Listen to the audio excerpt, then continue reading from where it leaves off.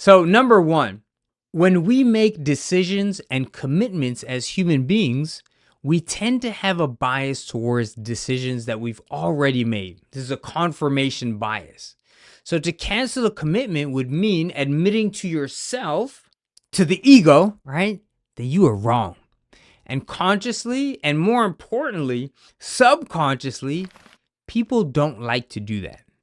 Number two, initially offering 65K on a property worth 100,000 might seem like giving up too much. But once committed, the optics of going from 75K to 70, well, now it just seems like 5K, right? Seems far more reasonable when you're in the moment because of that existing commitment. Number three, remember that we're dealing with motivated sellers. These are not people who want to sell. These are people who need to sell.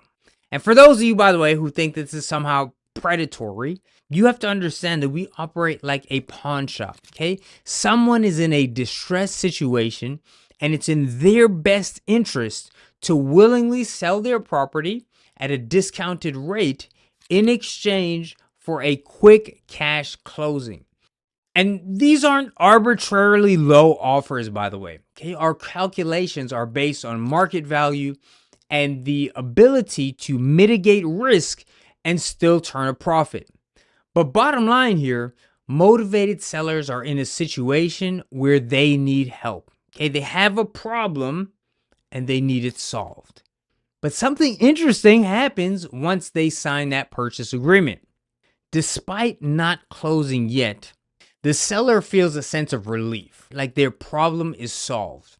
So once they're under contract, they won't want to put themselves back into that stressful situation.